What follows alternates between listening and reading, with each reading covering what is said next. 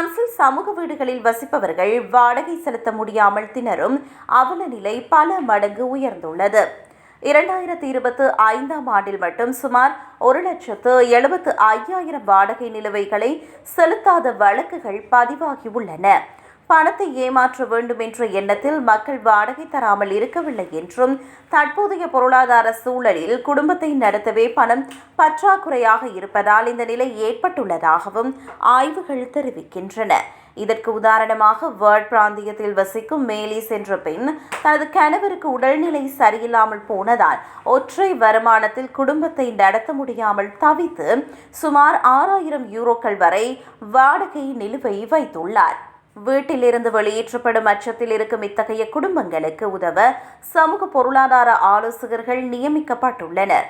அவர்கள் மூலம் இவர்களது வருமானம் மற்றும் செலவுகள் கணக்கிடப்பட்டு நிலுவைத் தொகையை அடைக்க சிறப்பு திட்டங்கள் வகுக்கப்படுகின்றன. தற்போது ஏழை மக்கள் மட்டுமின்றி நடுத்தர வர்க்கத்தினர், ஓய்வூதியம் பெறுவோர் என அனைத்து தரப்பினரும் இந்த வாடகை பாக்கி பிரச்சினையால் பாதிக்கப்பட்டுள்ளனர். சராசரியாக ஒரு குடும்பத்திற்கு 3,000 யூரோக்கள் வரை வாடகை பாக்கி உள்ளதாக நுகர்வோர் அமைப்பு கூறுகிறது. அரசின் எரிசக்தி மானிய குறைப்புகளும் இந்த நிலைக்கு ஒரு முக்கிய காரணமாகும். எனவே அரசு உடனடியாக வீட்டு வசதி உதவிகளை அதிகரிக்க வேண்டும் என்று கோரிக்கை விடுக்கப்பட்டுள்ளது.